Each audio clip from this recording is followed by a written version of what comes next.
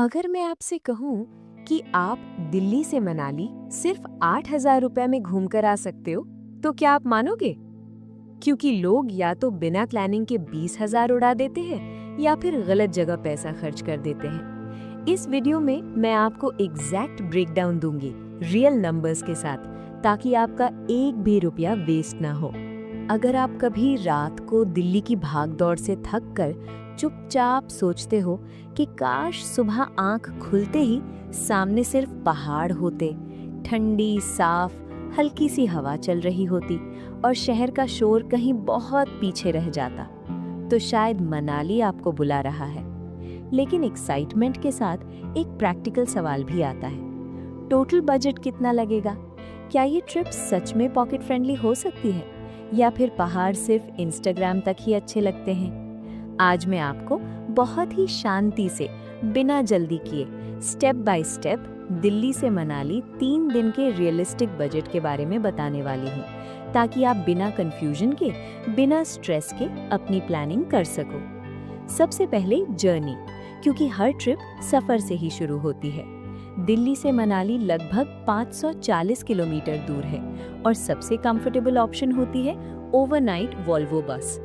रात को जब आप दिल्ली से निकलते हो, धीरे धीरे सिटी लाइट्स पीछे छूटने लगती हैं। हाईवे पर बस हल्की सी वाइब्रेशन के साथ चलती रहती है और सुबह जब आंख खुलती है, विंडो के बाहर पहाड़ों का पहला व्यू मिलता है। वो मोमेंट दिल को हल्का सा मुस्कुरा देता है। एक साइड वॉल्वो टिकट आमतौर पर 900 से 1500 रुपए के बीच मिल जाता है। सीजन के हिसाब से थोड़ा ऊपर नीचे हो सकता है, लेकिन राउंड ट्रिप का एवरेज 2500 से 3000 रुपए के आसपास सेफ मान सकते हो। अगर आप थोड़ा और सेव करना चाहते हो तो दिल्ली से चंडीगढ़ ट्रेन और फिर वहां से मनाली बस का ऑप्शन भी होता है। लेकिन कंफर्ट और टाइम बचाने के लिए डायरेक्ट वॉल्वो ज्यादा प्रैक्टिकल लगता है। अब बात करते हैं स्टे की। मनाली में आपको सिंपल गेस्ट हाउस भी मिलता है, कोजी वुडन रूम भी मिलता है, बैल्कनी से माउंटेन व्यू भी मिलता है और लग्जरी रिजॉर्ट भी मिलता है।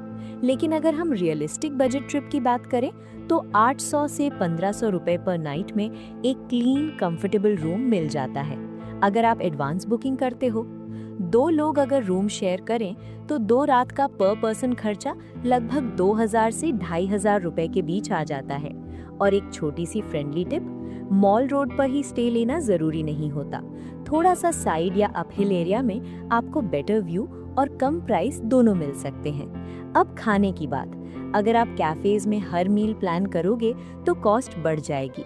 लेकिन अगर simple breakfast, local dhaba lunch और नॉर्मल डिनर चूज करते हो तो एक मील 150 से 300 रुपए के बीच इजीली मिल जाता है।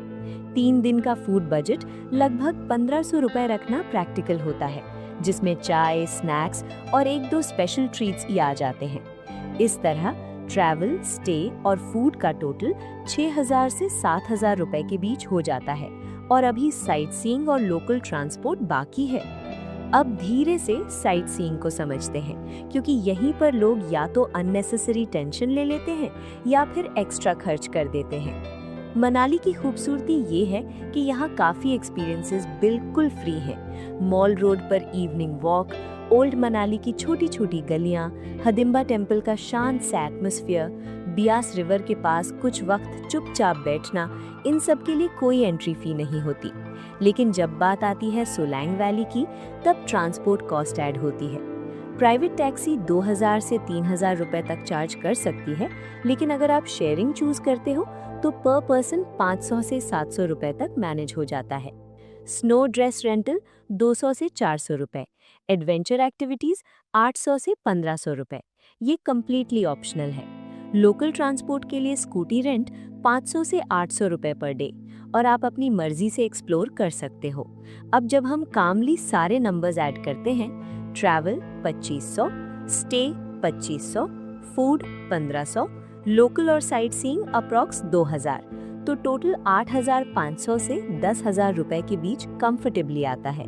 अगर आप पीक सीजन अवॉइड करें, एडवांस बुकिंग करें और अननेसेसरी शॉपिंग से बचें तो ये ट्रिप 7500 के आसपास भी हो सकती है। सबसे इम्पोर्टेंट बात, मनाली महंगा नहीं है। प्लानिंग गलत हो तो ट्रिप महंगी लगती है, जब आप शांति से प्लान करते हो, हर एक्सपेंस का अंदाज़ा पहले लगा लेते हो और थोड़ा बफर साइड में रखते हो, तो ट्रिप स्ट्रेस फ्री हो जाती है। और फिर फोकस सिर्फ नंबर्स पर नहीं रहता, बल्कि एक्सपीरियंस पर रहता है। सुबह की ठंडी हवा, शाम का हल्का सा गोल्डन सनसेट, पहाड़ों की खामोशी और वो सुकून जो शहर में मुश्किल से मिलता है। इसीलिए जब भी आप दिल्ली से मनाली ट्रिप प्लान करें, नंबर्स को समझकर चलें, लेकिन मोमेंट्स को फील करना ना भूलें, क्योंकि सबसे खूबसूरत चीज़ें अक्सर फ्री होती हैं। बस उन्हें महसूस करने के लिए थोड़ा वक्त चाहिए होता है।